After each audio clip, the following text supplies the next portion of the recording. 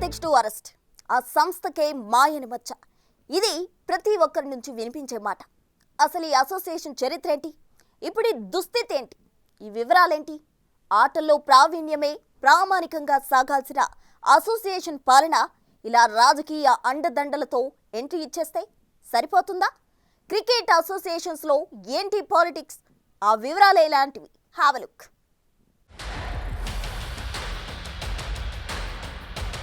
ప్రస్తుతం హెచ్సీఏ అధ్యక్షుడిగా ఉన్న జగన్మోహన్ రావు కేవలం టికెట్ల వ్యవహారంలో మాత్రమే కాకుండా ఫోర్జరీ వ్యవహారంలోనూ అడ్డంగా బుక్కయ్యారు. కృష్ణ యాదవ్ సంతకాన్ని ఫోర్జరీ చేసి మరీ ఆయన హెచ్సీఏలో ఎంట్రీ ఇచ్చినట్టు గుర్తించారు. టీసీఏ సెక్రటరీ గురువారెడ్డి ఫిర్యాదుతో కేసు నమోదు చేసింది సిఐడి. 465, 468, 471, 403, 409, 420 RW 34 సెక్షన్ల కింద కేసు నమోదు చేశారు. జగన్మోహన్ రావు రాజేందర్ భార్య కవితతో కలిసి మోసం చేసిన గుర్తించారు. ఈ కేసులో ఇప్పటి వరకు 5గురిని అరెస్టు చేసింది సిఐడి.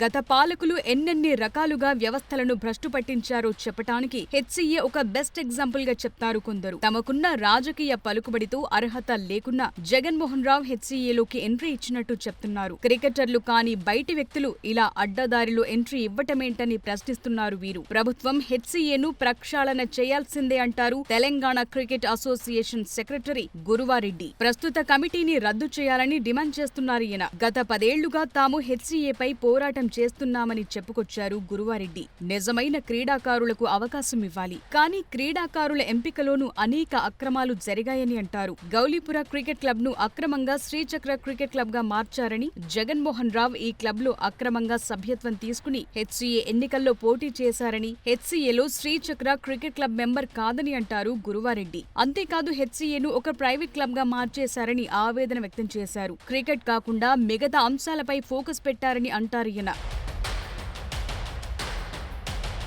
ఒకప్పుడు ఎంఎల్ జయసింహ, మహ్మద్ అజరుద్దీన్, శివలాల్ యాదవ్, వెంకటపతిరాజు, వివిఎస్ లక్ష్మణ్, ప్రజ్ఞాన్ ఓజా, అంబటి రాయుడు, హనుమ విహారీ వంటి క్రికెటర్లు ప్రాతినిధ్యం వహించిన అసోసియేషన్ హెచ్సీఏ. 2019 సెప్టెంబర్లో అజర్ హెచ్సీఏ అధ్యక్షుడిగా ఎన్నికయ్యారు. మరోమారు తనకు అవకాశమిస్తే మరింత మెరుగ్గా సేవలందిస్తానని అంటారాయన. ఒక హెచ్సీఏ అధ్యక్షుడు ఇలా అరెస్టు కావటం అసోసియేషన్ చరిత్రకే మాయని మచ్చగా చెప్తారు అజర్. హెచ్సీఏ ఎన్నికలను తిరిగి నిర్వహించాలని డిమాండ్ చేశారు. గ్రూప్ రాజకీయాలను పక్కన పెట్టి ఆటలపై దృష్టి కేంద్రీకరించాల్సి ఉంటుందని అంటారు నాటి క్రికెట్ కెప్టెన్ మహ్మద్ అజరుద్దీన్. ఒక సమయంలో అంబటి రాయుడు హెచ్సీఏలో అవినీతి పెరిగిపోయిందని, రాజకీయాలు ఎక్కువగా జరుగుతున్నాయని ఆరోపించారు. రంజీ ట్రోఫీ హైదరాబాద్ తరపున ఆడటానికి నిరాకరించారు రాయుడు. దీన్ని బట్టి ఇక్కడి పాలన ఎలా ఉండేదో తెలుసుకోవచ్చంటారు క్రీడాభిమానులు.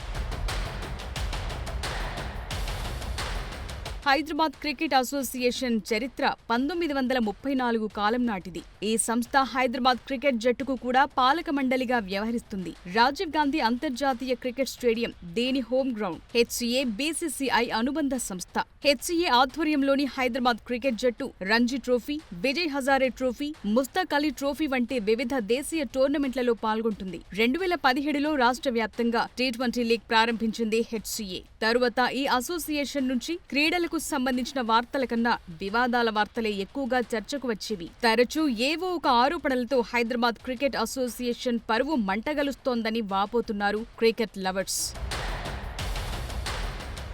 హెచ్సీఏకి ఇంతటి డిమాండ్ ఏంటంటే బీసీసీఐ నుంచి వచ్చే అపారమైన నిధులు. అందుకే ఇంతగా ఎగబడుతుంటారని అంటారు. గ్రామీణ స్థాయిలో క్రికెట్ అభివృద్ధి చేయాల్సిన సంస్థ నిర్వాహకులు తమ స్వార్థ ప్రయోజనాల కోసం అక్రమంగా ఎంట్రీ ఇచ్చి తరతరాల చరిత్ర గల వ్యవస్థను భ్రష్టు పట్టిస్తున్నారని చెప్పుకొస్తున్నారు క్రీడాభిమానులు.